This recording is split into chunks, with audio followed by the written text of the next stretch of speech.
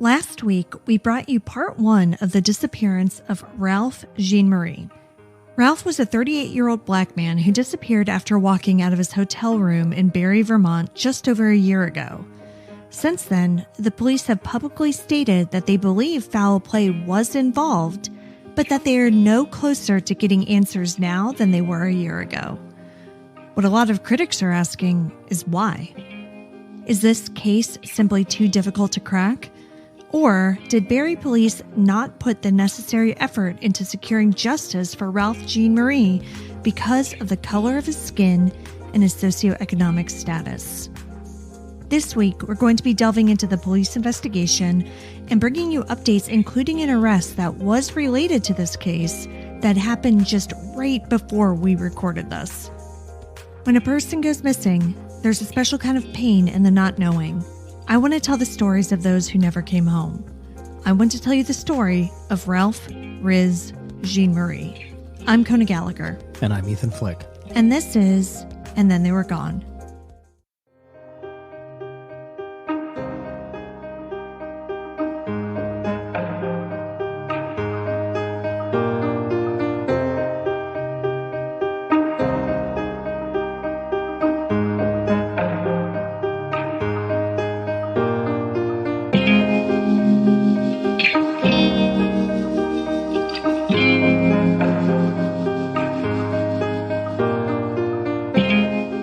Welcome back, everyone.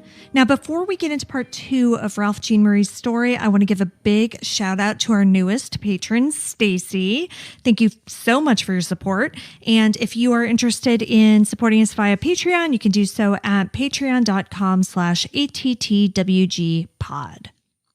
When we left off last week, Bridget Huckins, Ralph's significant other, was having a hot girl summer. Just 2 weeks after Ralph's disappearance, she was Facebook official with Chris Elmer, one of the men who was rumored to be at the Hollow Inn Motel with them the night that Ralph allegedly walked off after getting into an argument with Bridget. But a few weeks after that, she apparently moved on to Thomas Partlow, who then went and threatened to kill a bunch of people in the Facebook comments of his relationship status post. Their relationship, which seems to have begun in May of 2020, presumably lasted throughout the summer when the couple found themselves in some serious legal hot water. In August of 2020, both Bridget Huckins and Thomas Partlow were arrested, but not for anything having to do with her missing boyfriend. This arrest came after a months-long investigation into the drug overdose of a man named Jeffrey Cameron back in June of that year. Both Thomas and Bridget were charged with selling or dispensing a regulated drug with death resulting. So basically, they sold this guy heroin, like a bad batch of heroin that had fentanyl in it. And so he died. Yikes. So Bridget has a status conference scheduled for June 22nd. I don't really know what that is. Do you know what that is? I mean, it depends on the jurisdiction. A status conference could mean a lot of different things. Oh, okay. I would have to know the parameters of what her detainment is. Yeah, I don't know. So I just found this on the court docket, basically, and it just said status conference. Like there wasn't any more information. Yeah, I mean, that could be like a continuance or you know. Oh, okay. Or it could be something more. It just kind of depends on where she's detained and, you know, is there a mental health issue associated with it, that type of thing. Well, what I think is interesting, and I don't know if this will change or have any effect on this status conference that's going to be on June 22nd, but Partlow has a change of plea hearing scheduled for June 7th. Oh. So 2 weeks before that.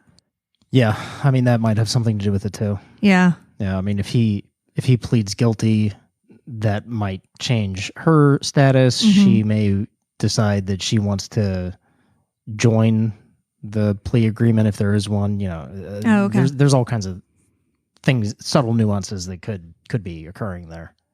Yeah, or it could just be just a continuance, like, hey, this is where we are. Maybe there was a continuance because the lawyer wanted more time to do some more research or something like that, and the judge just kind of wants to check in on them and see where they are. Yeah. Yeah. So. What I find interesting, so they were arrested in August of last year. So, I mean, when they have these hearings, that'll be 10 months. Yeah. Well, I mean, justice is slow. Yeah. Another interesting name popped up while I was looking at that court docket. Christopher Elmer. Oh, the ex-boyfriend, right? Right. Now, right. Now the ex-boyfriend. Yeah. So he has a few hearings set as well. So he has a status conference for May 27th, just actually a few days from now, and a jury draw on June 22nd. What was his original charge for? Well, I was wondering the same thing because, he wasn't mentioned in relation to this arrest at all. Yeah. So I was like, what's going on with him? So I Googled it, and apparently on May 5th, 2021, police allege that Elmer stabbed a man named Adam Coro in the hand while they were at the Barre laundromat. Fight over a dryer? I mean, maybe. I don't know. When people just put their clothes in the dryer and never come back. No, I have no idea. They don't say what it was about.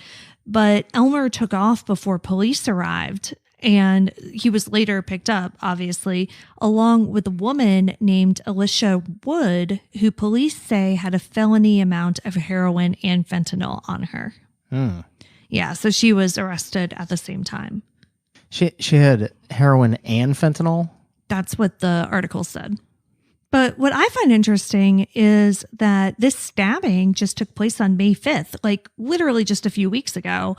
And he's already getting a jury draw on June 22nd. Yeah, I mean, the only thing that I could think in that case is that as far as discovery, there's very little discovery, and that both attorneys kind of want to fast track this to get it off the docket. Yeah. Yeah, so anyway, so they're all hanging out kind of together, probably passing each other in the halls in of the jail. Yeah. Yeah. So anyway, so that was that. And that was just a little side note. I mean, I don't know. When I was writing this episode out, it was just really hard for me to not end every paragraph with, so there's that. Because it's just one thing after another. Yeah. Yeah. So now, but, back to Ralph's specific case, activists are continuing to get loud about what they view as a mishandling of the case. They held a rally in Burlington, Vermont in April to demand justice and to get more people to fight for Ralph. But apparently only a few dozen people attended. And organizers did get some criticism for holding it in Burlington instead of Barre. But back in Barre, Police Chief Bombardier held a press conference, and it did not. I still can't. I'm sorry. I still can't get over his name. I know. Chief Bombardier. Chief Bombardier. Yeah. So he held this press conference in April. Again, all of this was surrounding the 1-year anniversary of Ralph's disappearance. Okay. But yeah, it didn't go well. And last week, I think we spent a lot of time talking about Bombardier and Thibault, the Washington County State's attorney, who were just making some out of pocket statements throughout this whole thing. And this press conference just completely it was just bonkers. I don't even know how to describe it. It was so bad that there's some, and we have it linked in the blog, but there was some Vermont website, a news site that does it gives the Veeps for just basically people doing dumb things around the state, and they gave it to the Barre Police Department for this train wreck of a press conference. It was just terrible. So let's get into that. Bombardier said that Ralph's disappearance was suspicious, but that they were no closer to solving it than they were a year ago. Which, way to just come out swinging at this press conference. I mean, why even hold a press conference then? If you've got no updates on the case, what are you doing? I don't know. You're just placating people because it's the anniversary? That's what it sounds like. He went on to say that they haven't identified a potential crime scene, nor have they found anyone who they think wanted to harm him. Except for Chris Elmer, who very quickly becomes boyfriend. Mm-hmm. right? And now fast forward is in jail for stabbing somebody in the hand. Yes. But that wasn't that happened after this press conference, right? Oh, yes, it did. Timeline wise. You're right. So the stabbing Timeline-wise, doesn't. correct. Yeah. So okay. at the time of this press conference, Elmer had not stabbed anybody in a hand at a laundromat. Okay. So to be fair. Okay. Yes. Yeah. Let's take that back. Yeah. No, but I mean, you're right. So you do have this guy who was allegedly in the motel room that night who quickly began dating Bridget.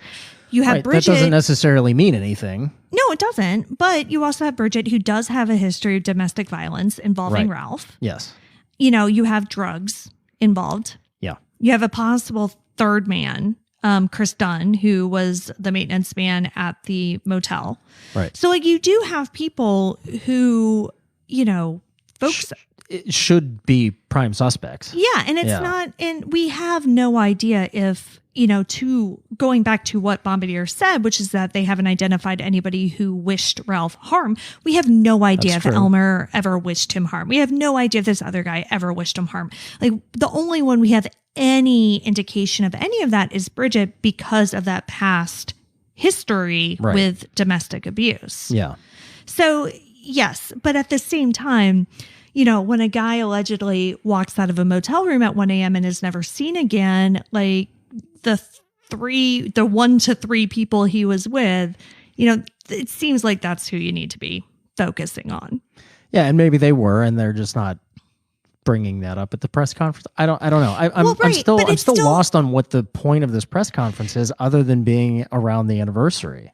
Right. No, I mean, it basically was giving a status update that says we're in the same spot that we were a year ago. Yeah, and it just gets worse. Washington County State's Attorney Rory Thibault, who we mentioned a little bit earlier, was in attendance as well, and he gave this doozy of a statement. So again, I mean, what Bombardier just said didn't really seem like it had any point, but this is even worse. Quote, "It's easy to say that this is indicative of a lack of effort or lack of resolve on the part of law enforcement. Nothing could be further from the truth. No single case has had more resources devoted to it by Barre City than the disappearance of Mr. Jean-Marie." End quote. Okay, so on its face, I know you're like, what? That seems like a perfectly fine statement. And sure. But one, before I get to why it's batshit crazy, I do want to point out that it's very reminiscent of his statement at the inquest, which is like, oh, hey, we're doing this inquest because people say we're not doing our job. So he's still singing the same tune in April. He's very defensive, right? It seems like every time he speaks about this case, it's just from a very defensive, this isn't my fault place. Yeah, which is interesting because I know district attorneys aren't necessarily political figures, but they kind of are. Mm-hmm. So it just seems weird that he's being defensive and just being like, "Hey, we're doing this because you guys wanted it." Yeah, in a kind of a backhanded "shut the F up" to his constituents. Oh yeah, for sure. And it's very well, I don't know what the problem is. We've done everything, so it's not our fault that the murderer didn't just come up and tell us that they killed him. What else are we supposed to do? Yeah. It's just, very... Yeah, which hey, look, I get it. Looking at the facts of the case, there's very little to go on. But, you don't have to be, a dick to the people that are, calling for justice. Yeah. You know what I mean? Yeah. That are asking, where's Ralph? Yeah. You don't have to be a dick to them. Yeah. Yeah. Okay, but wait for this. Oh boy. So again, the statement on its face, besides being a little defensive, is still a very reasonable statement to make, right? Okay. 7 Days reporter Colin Flanders was at the press conference as well. And any good reporter, he decided to go around and talk to people, in addition to just reporting on what was said at the press conference. The presser was held at the Hollow Inn, the last place that Ralph was seen. Now, directly across the street, which I briefly mentioned last week, were residential homes. Right? Yeah. So this is like in a residential area. There are homes directly across the street. So Colin went and knocked on some doors. A woman who lives directly across the street from the motel answered and told him that police never interviewed her. All the resources, though. Another guy, 2 houses down, said the same thing. Colin kept on knocking and found 6 different people who lived within 100 yards of the motel who were never once asked a single question about what they may have seen either that night or in the days leading up to Ralph's disappearance or the days after. Nothing. Now, did he also ask if they had seen anything that night? Yeah, so he did. And they were like, well, we don't really remember anything, but it was a year ago. So Right. like maybe if somebody had asked me a year ago, I would have a different answer. Yeah, no, that's interesting. All resources, though, devoted to this.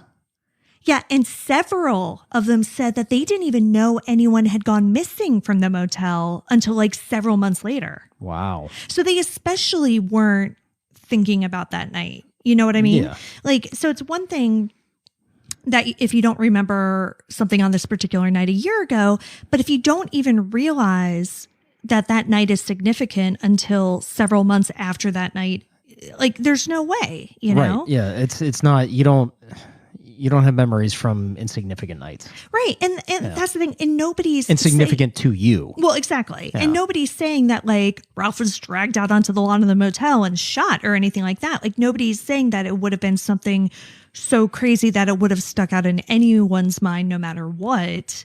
It could have been something as simple as like just seeing him leaving. Like, oh yeah, I did see a guy walking by. Yeah. Or I saw a woman and a guy outside. Or whatever it was, something that wouldn't have even registered for them in any way. Right. Or I saw a guy walk out of the hotel and then get into a car. Get into right? a car. Yes, thank anything. you. Yeah, just anything like that.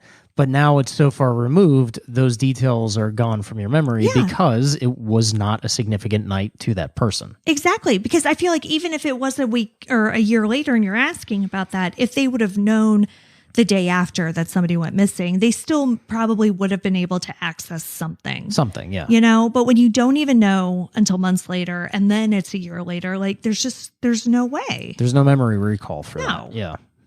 So then Colin went back to Chief Bombardier, was like, hey, tell me more about how you've left no stones unturned. And Bombardier was basically like, oh shit, my bad. He said that he had never even asked his detectives if they had canvassed the area because it just never occurred to him. Okay, but to be fair, coming from a chief, he shouldn't have to micromanage his detectives to that level. Okay. I think that's fair. Sure. From Bombardier's perspective, like, you know, he should assume or be able to assume that his detectives, who presumably have had some sort of investigative training and probably have some experience in investigations, would do something like that. Something as basic as canvassing the neighborhood. That's uniform work. That's not even detective level. Right. That's like, you know, you see something happen and there's some questions left, you canvass the neighborhood. So from a chief's perspective, like I can see him, like he's removed from that. You know what I mean? Okay. I'll give you that.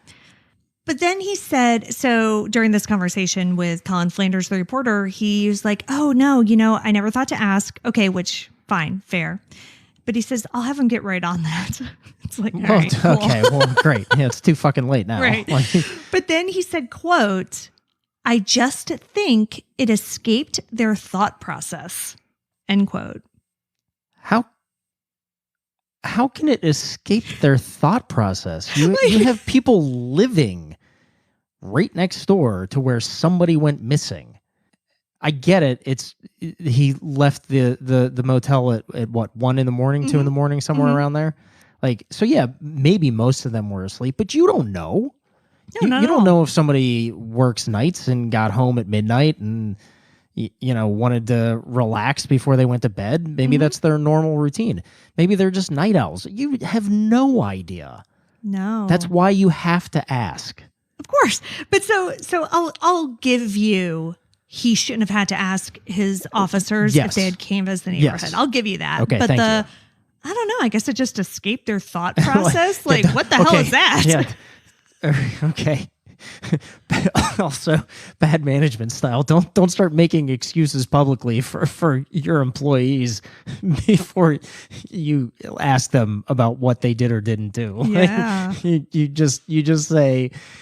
You say, I don't know. I'll have to ask my detectives about what they did or didn't do, and leave it at that with the press, and then go back and be like, hey, detectives, what the fuck? Why didn't you do this basic police work of going across the street and asking the neighbors if they saw anything? Yeah. Lee Morgan, one of the activists there that day, and remember that name, it's going to come up later, but Lee Morgan or Lee Morrigan? Morgan. They summed it up best saying, quote, they can't even do the fucking bare minimum, end quote. Yep. Bombardier and Thibault had the audacity, the unmitigated gall to stand up in front of these people with microphones and cameras and say that they are doing everything in their power to find this man. Except asking direct witnesses what they saw. Yeah. Speaking of direct witnesses. Yeah. I may have asked this the last episode. Were the 2 to 3 people in the room questioned ever? Yeah, so that is one thing that the police do say. Like, so they don't really say a lot definitively about who was interviewed, blah blah blah. Sure. But they did say that they interviewed everybody who was in the motel room that night, though they don't name them. So they only wouldn't expect them to, right, and that's why I keep on saying like rumored, allegedly, blah blah blah, because the only person that authorities have named that were in the motel room was Bridget. So, I mean, do we know, did they canvass the other hotel rooms? No idea. Is this a motel or a hotel? It's a motel. Motel. Okay. So, I mean, we don't know if they knocked on any of those doors. No. If they talked to the manager.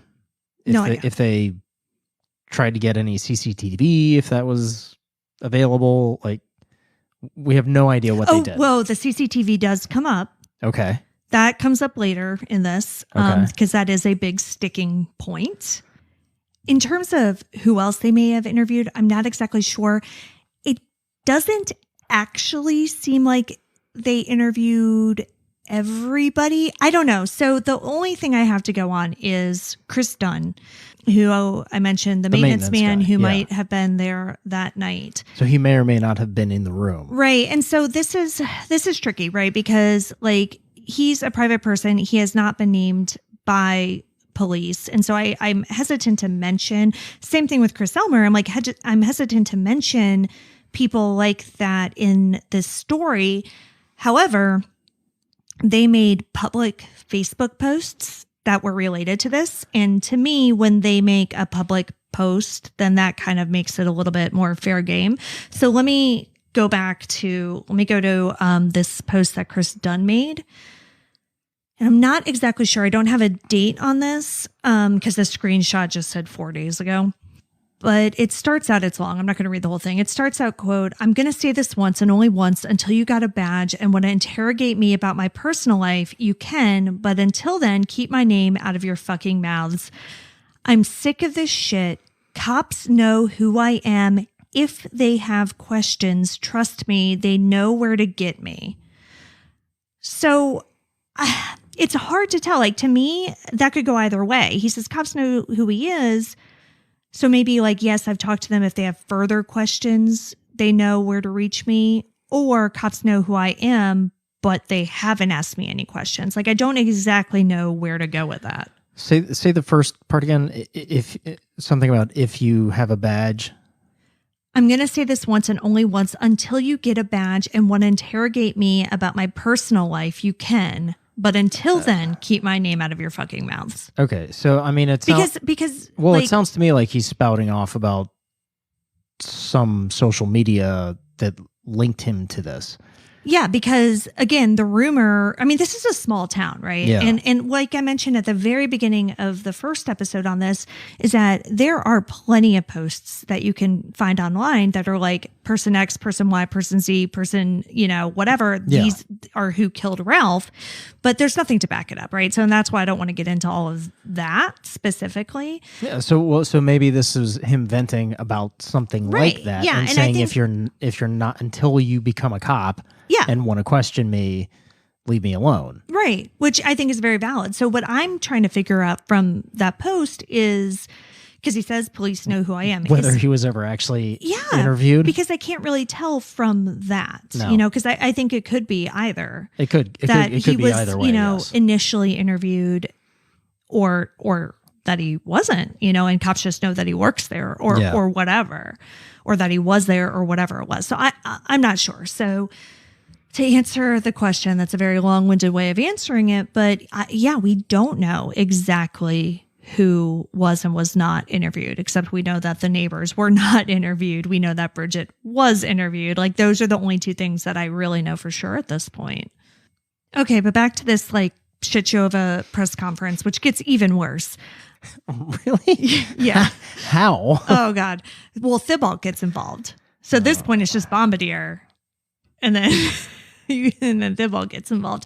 So, and I've got to just talk about this reporter, Colin Flanders, a little bit more, because he just did such a masterful job reporting on this, because 9 out of 10 reporters would have gone to this press conference. They would have listened to what was said. They would have reported what was said. They would have called it a day. But he really went the extra 3 miles.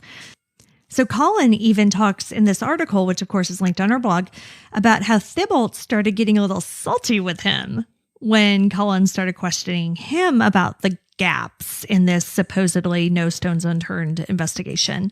And I can't even do it justice. So this is just directly from Colin Flanders' article. Quote, asked about the police failure to interview neighbors of the motel, Thibault noted that the department has limited resources and must direct its focus toward the most, quote, promising leads. Isn't that directly contradictory to what he just said? Didn't he say that this case has the most resources devoted to it? Mm-hmm. But maybe it's kind of like he's inadvertently saying that the Barre Police Department sucks, because if he's saying in one breath like no case has ever had more resources devoted to it, and then in the next breath like we don't have very many resources, so we're doing what we can. Like, isn't that just saying like, oh God, if this is all of what we've got, imagine what everybody else is getting. Okay. All right. So I'm going on with from the article here. And this is Thibault talking still, quote, I'm not going to second guess where they put their priorities, end quote. He said, growing frustrated with the line of questioning, quote, we could play what ifs all day, end quote. What is he doing? I don't know, but he's not done. Quote, it's great that you have, I guess, exposed a flaw in the investigation. He later told this reporter, I hope that somebody did see something that leads to some fruitful or productive evidence, end quote. Like he said, it's great that you have, I guess, exposed a flaw in this investigation. Like, what a tool. What is he doing? Other than being a giant tool, I have honestly no idea. I don't understand the point of his response to that. Like, if he doesn't have to answer questions. Like, I don't understand people that like get confronted by reporters and feel the need to spout off. You don't have to answer questions to reporters. They don't have any more rights than any other citizen at large. Same with cops. You don't have to answer questions ever. Well, you know what this whole press conference reminds me of is like the second act of an episode of Law and Order where like the end of the first act, I should say, where, Briscoe and Green or whomever are really like grilling the suspect. And the suspect is like, okay, you're right. Well, I killed her, but blah, blah, blah, and just confesses like for no reason. And you're just like, okay, yeah, they got the guy. That's what they're supposed to do in the show. But it's at the same time, it's like, stop talking. Like, why are you talking? Just it's deeply unsatisfying. Stop talking. Yes. You don't need to talk. Yeah. Again, thank you. Yeah. Like what? Why? What is he? What is the point of in his mind? I can't wrap my brain around what is the point of him saying these things. I don't know. There's zero team effort. Yeah. Everybody's just like, well, I don't know. Maybe they suck. Maybe they did something. Maybe they didn't. I don't know. Why? Why are any of these people talking like this? I don't know. But that's not the only flaw in the investigation that was uncovered during this whole thing. Barre police have sworn up and down for the past year that they did another extremely basic thing that you already brought up earlier. They swear that they pulled surveillance footage from local businesses. But at least one of those businesses, Heath Self-Storage, says that they were never asked for footage. And this business has cameras that face the street and is located only a third of a mile from the motel. Okay, yeah. So most self-storage places, they're ripe for theft. Mm-hmm. So like a lot of them have a lot of cameras. Yeah. Covering every angle, including the street, obviously. But that would, if there's a self-storage place close to a crime scene, like that's my first go-to, because that's a huge insurance liability for them if they don't have CCTV. And that's interesting because I didn't think about that. Like I only thought of it in that it was a business a third of a mile away. I didn't even think that a self-storage place would have like more cameras than an average place. Yes. Yeah, covering every angle of the. So you think about it, like if this is a self-storage place that's outside, so it's not like one of those standalone buildings where all of the garages are like inside an enclosed building. So if it's just like garages, basically enclosed by a fence, it's not like the fence is unscalable. Right. So they would want to have cameras covering all of the alleyways that lead to the garages so that they could see if anybody jumps the fence and makes it into a particular garage. Most of those places tend to situate themselves where there's limited access, where there's only one way that a car can legitimately get close from the road, which is where obviously they would have a lot of cameras pointed there, or at least one really good camera. Right. Again, that would be my first go-to. If you have a self-storage place like right there. Yeah. I mean, okay, a third of a mile, yes, sure. It's not directly across the street or anything like that, but I mean, come on. Yeah. It's right there. Like you got to go and check it out. Right, just ask. And the thing is, and then the owner was like, well, yeah, I mean, they never came and asked us, and we, of course, don't have anything because everything gets erased after 30 days. Yeah. At the end of this press conference, it really just looks like investigators are taking the position of, well, no one has come and told us they killed him, so what else could we possibly do? They keep on saying things like, we're trying to alert the public so people come forward, which is good, but they're literally just asking the community to do their jobs for them. I mean, witnesses coming forward, of course, is an incredibly important part of any investigation, and you do need that, and you do need to make cases public in hopes of that, but like it can't be the only part. The public can't do your job for you. Yeah, and it sounds like they missed some very crucial, very basic police work. Right. Like, given the facts of the case, from what we know, it is a dead end.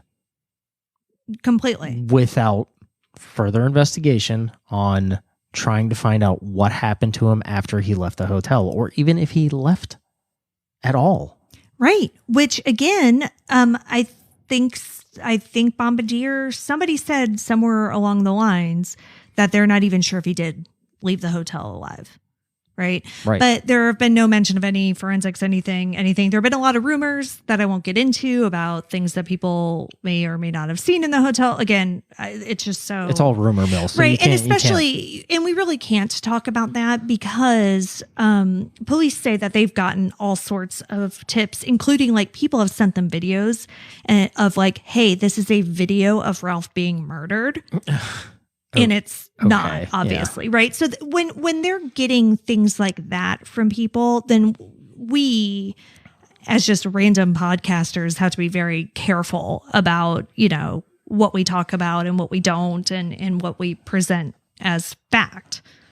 And the fact is, police are already behind the 8 ball through no fault of their own because it was almost 3 days before Ralph was reported missing, right? Yeah. So that obviously is not their fault. There's nothing they could have done about that. But, they didn't seem to treat this case with any extra sense of urgency, realizing, hey, we've already lost 3 days. Like, we really need to put the pedal to the metal here. And activists, family, and even the neighbors around the hotel think that Barre police didn't initially take this seriously because Ralph is a Black man, and a Black man who is poor and involved with drugs at that. Ralph's cousin Fabiola said, quote, "I'm really, really mad. Why are they not interviewing these people? Why not go knock on doors? The fact that Ralph is Black, that's why this case has gone dead." End quote. One of the neighbors that Colin Flanders interviewed said that she was, quote, "surprised, but not surprised" that police didn't interview her and said of the investigation, quote, "I don't think there's been much urgency," end quote. But there is urgency. Ralph Jean Marie was a father, a brother, a cousin, a friend. He has people who love him. His life mattered and his death matters. Ralph was a kind-hearted person who was going through some things and never had the chance to get out of them. As his oldest son told his mother, quote, "They didn't give me a chance for my dad to be here for me," end quote.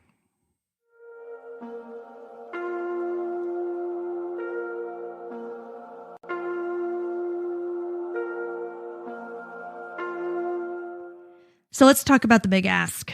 Family and activists strongly feel that Barre police need outside assistance. They want them to bring in the FBI. However, Bombardier says that they don't really have anything that the FBI can assist with. There is probably truth to that. I don't know what bringing out at this point outside investigators to help. I don't see how they could help. The basic police work has already been missed. Right. You have no witnesses now. No credible witnesses. Even if somebody says that they remembered something from a year and a half ago or whatever, like that's going to get destroyed on the stand. And there's no surveillance footage. There's no knowledge of where he is, where he could have gone. Like an outside agency investigating is probably not going to be able to do much more. The sad fact is that Barre police, they didn't do it. They didn't do a basic investigation. No, they didn't. And obviously things have been lost that no agency can get back, right? Right, and that's my point. Right, and I agree with it for the most part. What I do think, and I don't know if it would be best for the FBI. I mean, literally anybody else, I think at this point, but I think it would be helpful for another outside agency to come in and either re-interview or interview for the very first time everybody who was in that room, everybody who they can find at this point over a year later who was in the motel period that night, every employee of the motel, because you got to understand, like, these people weren't just there that night, right? Like, they had been there in the days prior and possibly in the days after. So it's not just about what was seen or not seen or whatever that night. I think there could perhaps be valuable information in the preceding days and the days after Ralph's disappearance. And motel employees would be excellent sources of information for that, as would motel guests. Like, I want to know who was staying in the room next to them, right? I want to know who was staying, 2 days around. Like, I want to know who was staying in the room by the ice machine, by the parking lot, by, you know what I mean? Yes, I agree with you. And this is all stuff that should have been handled Well, of course when it is, the but investigation happened. to me, somebody who was there, who was a more direct, like even more so than the people who lived across the street. Sure. Like those people, I think you could absolutely get valuable information from still at this point. Not all of them. I'm sure that, there's a very good chance that the people next to them, we were like, I never saw them. I have no idea. Like, I was just there for the night, left the next morning, grabbed a muffin on my way out. But with the employees, with the manager, everybody, like those are the people that I think an independent or outside agency like do need to come and talk to. Yeah. Because we saw this in the Kristen Smart case. And I know I'm bringing up Kristen Smart in every single episode we do. But again, like that's what happened. This case took, unfortunately, over 20 years to solve, but people got interviewed and re-interviewed by other agencies. Right. So I think the problem is that it's not a case for the FBI.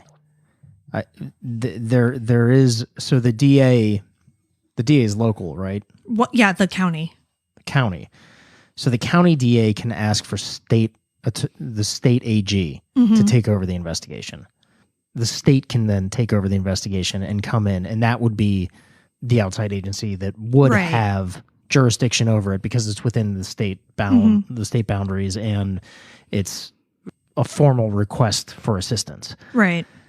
Now you'd have to check your ego as the county DA, which he doesn't seem particularly good at. Correct. But we saw this. It was actually the Supreme Court case that you were at. Yeah, it was the Curtis Flowers case. Yes. Yeah. Where the justices kept asking over and over again, could this have been handled differently if you had just asked for the state to take over the investigation? Mm-hmm. And the answer from the arguing attorney was, well, yeah, we just didn't. Right. Okay, so in this case, that county DA could ask the state attorney general to take over the investigation, and then you would get the outside agency investigation. Yeah, because I don't necessarily think that it has to be the FBI. I don't think there's any grounds for the FBI to take over the case. Right, and that's fine. But I 100% think that there needs to be an outside agency involved. And this is getting back to Burlington, and I don't know enough about how Vermont works with its policing and everything. But what's interesting is the Burlington Police Commission put out a resolution on April 17th that says, quote, whereas Ralph Jean-Marie, 38 years old, a Barre, Vermont resident, and a man of color, has been missing under suspicious circumstances for 1 year as of April 13th, 2021. And whereas the Barre Police Department has declared the disappearance to have occurred under suspicious circumstances due to all Mr. Jean-Marie's belongings remaining in his room at the Hollow Inn, including phone, wallet, glasses, and medication. And whereas Chief Bombardier has indicated that over the last year that the Barre Police Department has exhausted every resource available to them, but has been unable to locate Mr. Jean-Marie during this 1 year period. And whereas the current environment with regard to racial disparities in policing and other institutions calls on Vermonters, and particularly public officials, to ensure that people of color are adequately and vigorously supported and protected by law enforcement. And whereas the public is demanding greater transparency in policing. Be it resolved, the Burlington Police Commission urges the Barre Police Department to avail itself of all available resources to locate Mr. Jean-Marie and determine his fate, including and in particular to call in the Federal Bureau of Investigation to help solve this case. End quote. Okay, so many things to say to that. Okay. I know you kept on making faces at me whenever I said whereas, but that's just how you write resolutions. Sure, if you're it's a framework. It's a framework. Okay, if I suppose if you're a first year paralegal, sure. No, that's just how they're all when I work for the county, that's just the framework of how they're written. Okay, well, it sounds terrible. Well, sure, but it's tradition.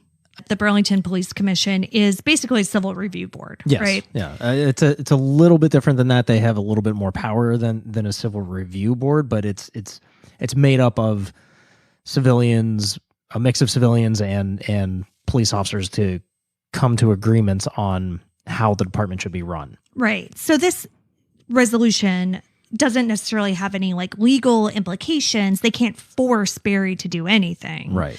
It's just more of a public, like, you are making us look very bad. Please stop. Please do something better. Yeah. But once again, even their calls for the FBI to get involved, I don't think it's the FBI's. It's not within their parameters of jurisdiction or investigative abilities. But I will reiterate, the state's attorney general at this point should be getting involved, whether it's at the request of the the Washington County district attorney, or maybe the state attorney should step in. The state attorney general should step in and suggest to that DA, hey, maybe we should start taking over this investigation. Right. And I think that's why it's important that this police commission released that statement. I think that's why it's important to put political pressure. Yes. Exactly. I think that's why it's important that, they had that rally. I think it's why it's important that we and other people keep on talking about this, because there needs to be public pressure put on the Barre Police Department right now. Like, that seems to be the only way we're going to get anything done. It really sounds like over the past year, Thibault, Bombardier have been really trying to just placate people, like you've said several times. Seems like it. And just say, like, we're doing it. Please get off our back. But they're not doing it, and we can't get off their back because Ralph matters. And everybody, and that's why, this case, which is like so many other millions of cases across the company, it's why it struck a nerve with these activists. It's why it struck a nerve with me when I read about this, because I'm just fucking tired of things getting swept under the rug. And I agree with you. And what's more frustrating to me is that, look, I don't know the crime stats of Barre, but if they're legitimately overworked as a police department, there are resources available to help. Right. I just talked about asking the state attorney general to take over the investigation. It's all about ego and checking your ego for the greater good, which in law enforcement, in law, it's so hard to get past that. It's like you have to be the one to solve the crimes. But okay, if you can't, then you can't, and just own it and be like, hey, I need some help here because we're strapped. And I don't even know if that's the case here in Barre. Right. I'm just throwing it out. This is countrywide. Oh, it is. There are state DA's offices, state attorney general's offices. There's different counties that have special investigators that can help. I had a friend, a coworker who left my department and went and worked for Pennsylvania state prosecutor. He was a special investigator with the state prosecutor's office. And he was all over the state doing exactly that. He was assigned to different investigations in different counties whose counties had asked the state for help. So then he went and investigated the cases and did what needed to be done. Not saying he was like the fucking MacGyver and solved all the cases, but it was just an extra person or an extra crew that could come in and help with investigations when you're overworked as a county, as a police department, whatever it may be. It is important to note that bringing in an outside agency is not going to guarantee that this case gets solved, right? No, not at all. And we're not saying that because, this whole time we're talking about like ego and if you can't handle it, bringing in outside agencies. Remember in Alma, Arkansas with the Morgan Nick case, we saw that immediately. Like day one, Alma police were like, okay, we can't deal with this, right? And they brought in everybody they could, right? Yes. And unfortunately, ultimately, she still hasn't been found. Right. And so, yes, you can do everything you can do and still have the outcome not be what you want it to be. But at least you can say that you truly did everything that you could, as opposed to just getting up and saying it and having it very easily disproven. Right.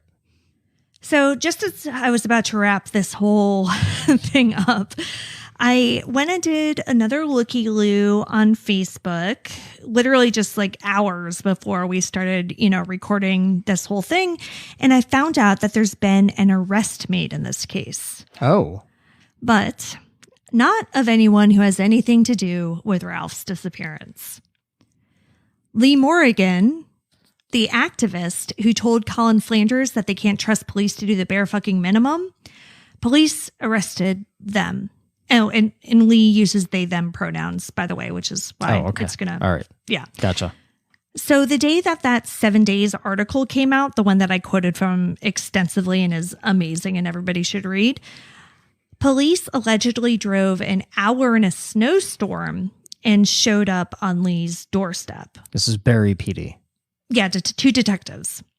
Lee told the Facebook page, The Black Perspective, quote, "During my research into Ralph's case and background, it was confirmed to me by two sources that security footage was obtained from the Hollow by police officers.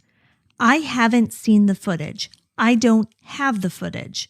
To my knowledge, the only people who have the footage are police. I confronted Chief Bombardier at the press conference on April 13th, the 1-year mark of Ralph's disappearance.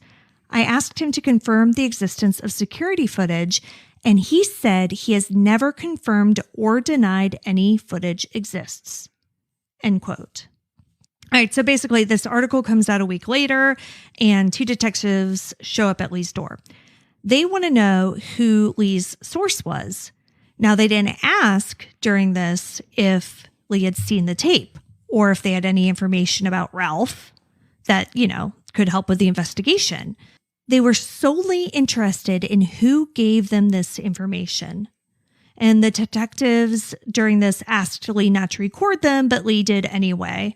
They told the detectives that they would, quote, "only talk in an official capacity on the record, not unannounced on my doorstep in a snowstorm," end quote.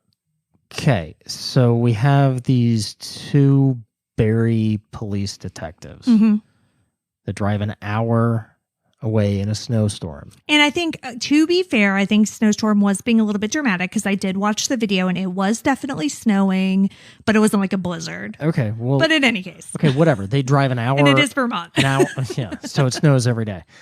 Okay, but so they drive an hour away just to ask them who their source is. Mm-hmm. I don't know whether these are the same detectives that were assigned from the beginning, but it... Yeah, I don't know either. Hasn't been that long.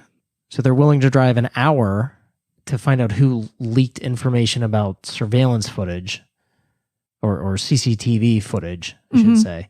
But they failed to go across the street from the motel and interview people that lived there. Yes. So to me, that sounds like they're trying to look for a rat in the department. I guess. Yeah, but that seems to be their primary concern. Because again, finding out who that source is not... has nothing to do with That's Ralph, not going right? to lead to finding Ralph. Mm-hmm. So what's the purpose of that? What's the purpose of going down there and asking them that? The following Monday, Lee receives notice that they were to appear in front of a judge. For what? The judge compelled them to release their source. Why? How is that going to further the investigation? I don't think it is about furthering the investigation. I think it's about trying to find a rat in the department or whatever. But no, it's not. But this is, so they haul Lee in front of the judge. Judge compelled them to release the source. Lee refused. The judge threatens Lee with contempt of court. They still refuse. The judge eventually said that he wouldn't charge them that day, but would charge them later.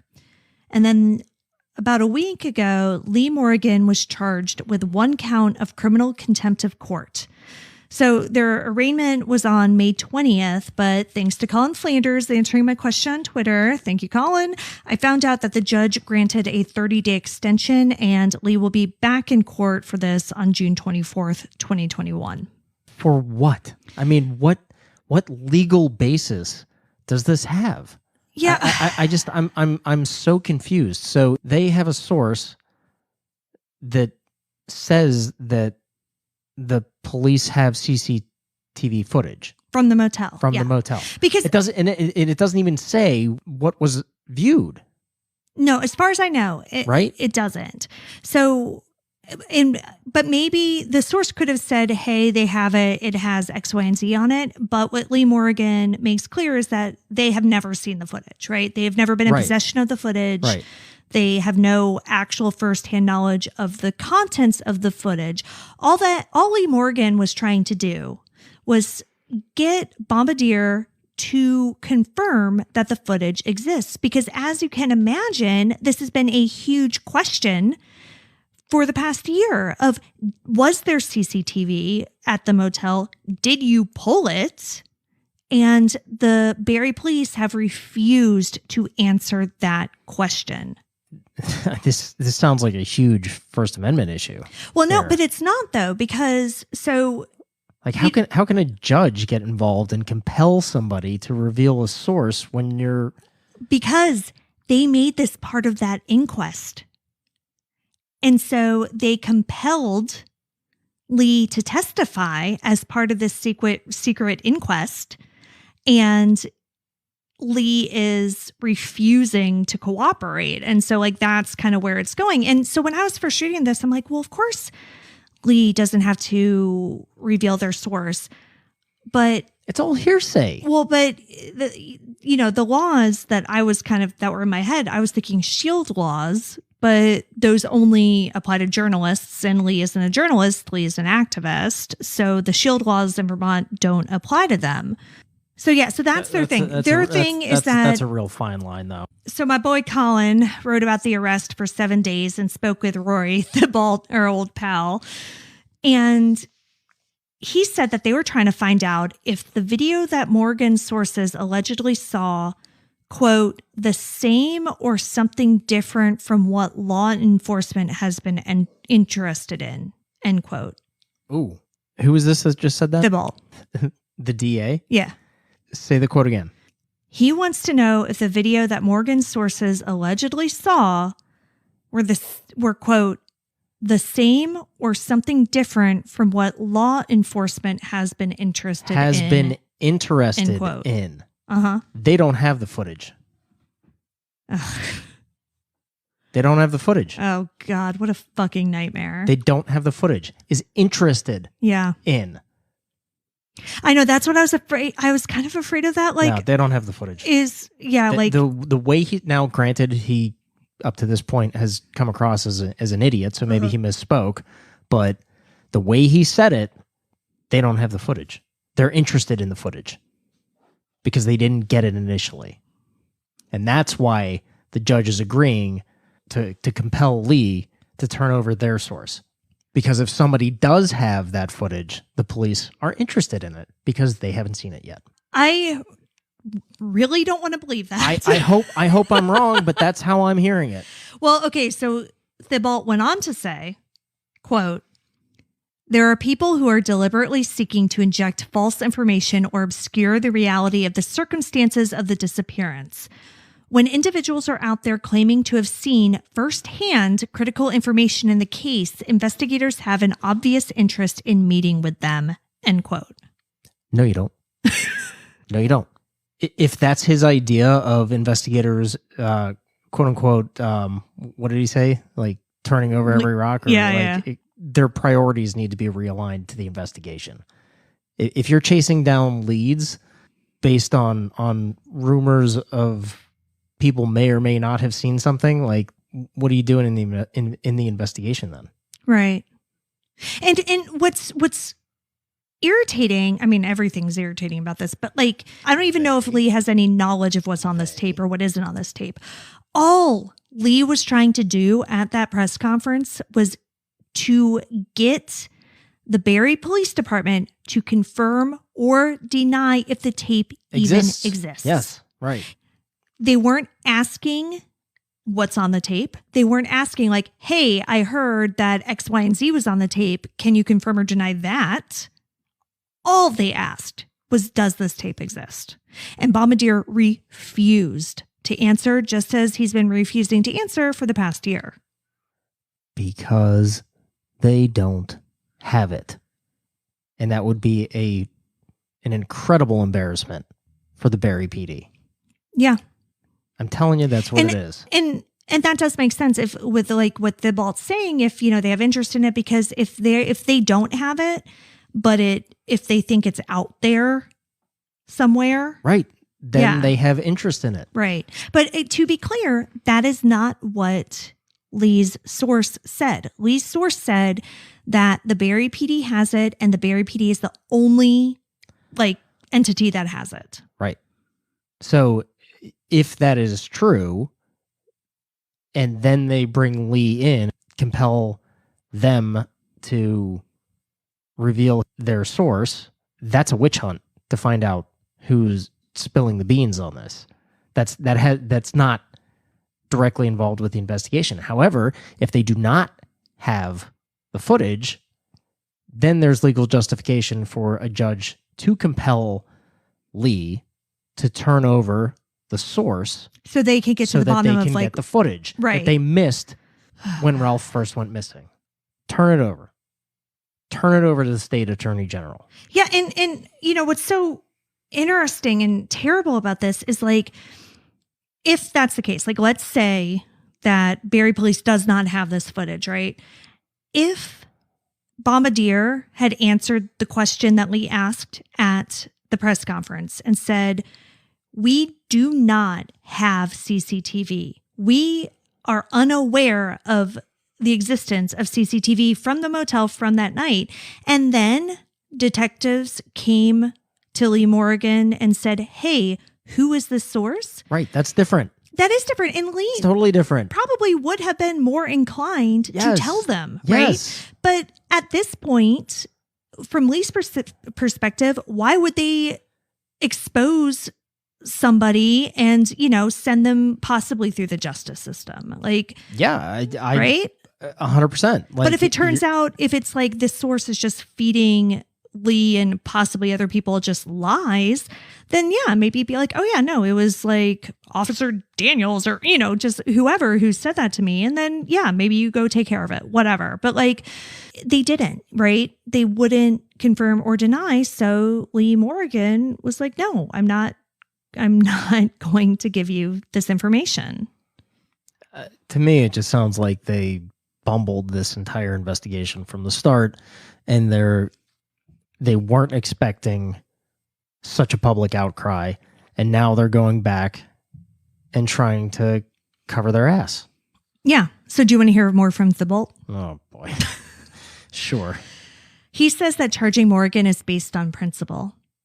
You can't charge somebody based on principle. You have to charge them on legality. Well, apparently, like we principle said. Principle of what? Okay. Let's hear it. Okay. He says, and in my mind, this tone is just so condescending.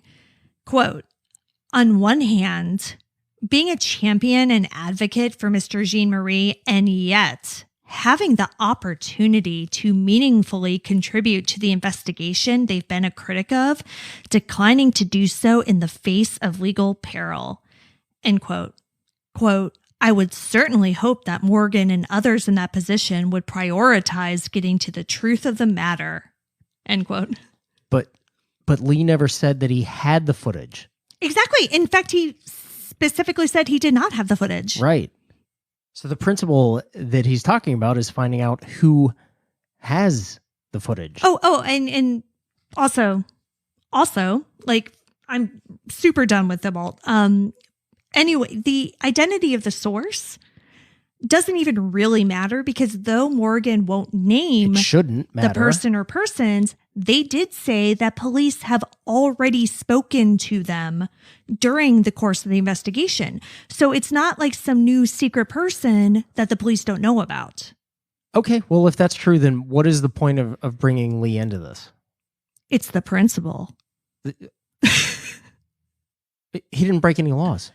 Well, I mean, yeah, I don't know. Again, I don't know, like the whole inquest thing and the whole, like, it gets, to me, that's sticky and, very Vermonty. And I don't really know, like, what all the rules are. What does an official inquest mean? So that right sounds now, like the Spanish Inquisition. What does that mean? But, like, right now he's being held in, he's being charged with contempt. No, I understand that. And I understand that that's, a minor offense, but that has larger implications in a person's life. No, of course it does. You can't just willy-nilly throw that around just to intimidate somebody to get them to reveal their source. That's absurd.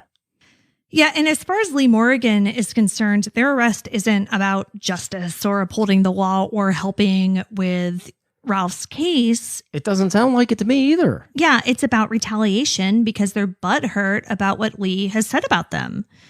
Lee told Colin Flanders, quote, "I and the activist community are being sent a message," end quote.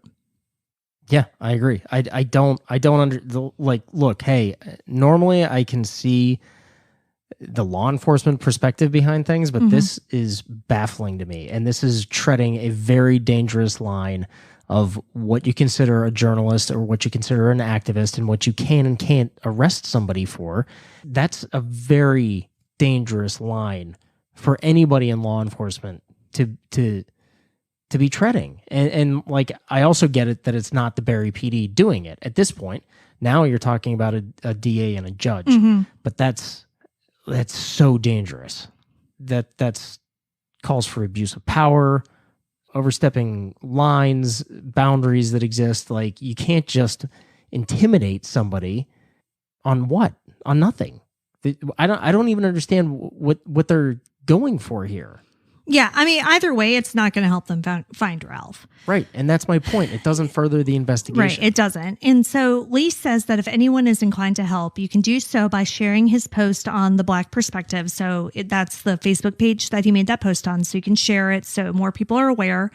And you can email our buddy Rory Thibault at rory.thibault, and that's THIBAULT @vermont.gov, and demand that the charge is dropped. But in interest of fairness, Lee posted this video of the interaction with the detectives on their Facebook page. They might have done it as a Facebook Live. I'm not sure. But in any case, the video, at least as of this recording, was up on the Facebook page. And if it's still there, I'm going to put it on our blog. And a lot of the comments under this video, including from fellow activists, are negative and accuse Lee about making this about themselves and not Ralph. And so I get that, like, one of the activists was angry that Lee kind of made that march or whatever in April in Burlington, because they're like, what was the point of that? Like, that's not where we need to be focusing. Okay, but wait, didn't the commission issue a statement after that? Yes. Okay, so maybe that was the point. Trying to round up, broader support. Yes, more political support. Yeah. other than activists. Right. So I'm just trying to share what else I saw, because people are upset. However, what I will say is that a lot of the comments were like, you should have just cooperated with the police. You've been so critical that they're doing nothing. Here they are driving an hour trying to do something and you're stonewalling them, which is one of my least favorite stances that people take about police interactions of like, oh, you should just cooperate with them. Because there are plenty of times where no, you should not. And again, in this particular instance, how is them finding Lee's source? Whom is somebody that they have already talked to in the course of this investigation. According to Thibault, right? No, according to Lee. According to Lee. Okay. Yeah. So Lee said, like, this is not, I'm not telling you who it is, but this isn't a new person. I'm not hiding some secret witness from you. Because they want to know who the leak is. That's it. That is it. That's the beginning of the end. Unless and they don't like what Lee said. So Lee said it was somebody that they already know. Mm-hmm. But But maybe Barre PD, in their further bumbling of this case, they don't know who it is. And they've never seen the footage, and that's why they want the source. Well, I'm sure they don't know who it is, and I'm praying that you're wrong about them never having seen the footage. But yeah, I mean, it doesn't look good. I'm at a loss. I mean, yeah, listen, at the end of the day, the Barre police do not seem to be expending their energy and their apparently limited resources on what really matters in this case. Yeah. Which is finding Ralph Jean Marie. They've cited limited resources as to why they haven't gotten further along in the investigation, but can send 2 detectives out in a snowstorm to harass an activist who lives an hour away. They said that they'd release any and all information that could help find Ralph, but refused to say whether or not surveillance footage from the motel even exists. They refused to call on outside agencies, despite the Burlington Police Commission writing a resolution urging them to do so. This case is current. This case is active. Please share Ralph's story. Share this episode. Share the articles and the Facebook pages that we've used as sources. Use the Justice for Ralph hashtag and keep an eye out for Silent City, which is that documentary I mentioned in last week's episode that's currently being made. Let's use our collective voices to let Barre know that we care about Ralph and we want to see his friends and family get answers.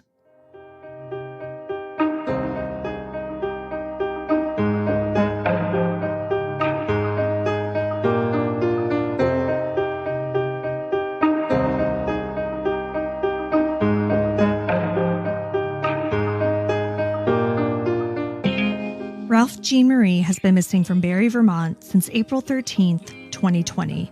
He was 38 years old at the time of his disappearance. He is a black man, about 5 foot 10 inches tall and 140 pounds. His nickname is Riz. He has tattoos on his arm, including a cross on his shoulder. He is legally blind without his glasses and has sickle cell anemia, for which he takes medication.